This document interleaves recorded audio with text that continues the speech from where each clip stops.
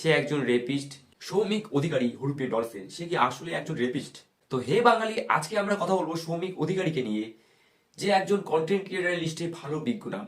তিনি কিছুদিন আগে একটি ভিডিও আপলোড করেছিল নিজের সোশ্যাল মিডিয়া সাইটে, যার নাম হলো বাটন।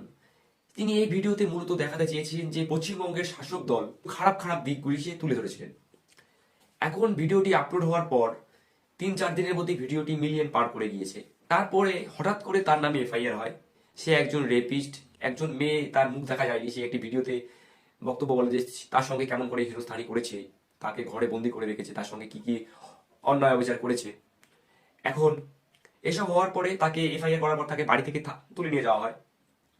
এখন সবারই মাথা যেটা ঘুরছে বা সবারই যেটা ভাবছে যে ভিডিও আপলোড করার পরেই শাসক দল এই কাজটি করতে পারে, যে তার বিরুদ্ধে ভিডিও আপলোড করেছে বলেই তারা তাকে উঠে নিয়ে গেল শাসক দলের।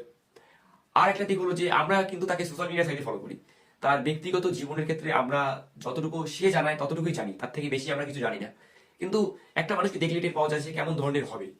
ঠিক আছে, তা আমার যেটা পার্সোনাল মত, আমার মনে হয় না সে এরকম ধরনের ছেলে, সে এরকম ধরনের কাজ করতে পারে। কিন্তু মানুষকে উপর থেকে দেখে বিশ্বাস করতে নেই ভাই, এখন আইন আছে, আইনের উপর দিয়ে।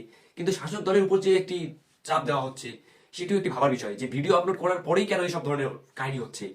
কিন্তু এই পাশ আর এক পাশে হলো যে বিরোধী দল, কারণ সামনে ইলেকশন, এখন বিরোধী দল যদি কিছু করে তাকে অ্যারেস্ট করে নেয় বা তার বিরুদ্ধে এফআইআর করে, তাহলে মানুষ ভাববে যে শাসক দল বিরুদ্ধে ভিডিও বানিয়েছে তাই শাসক দল এই কাজটি করতে পারে, বিরোধী দল কেন করবে।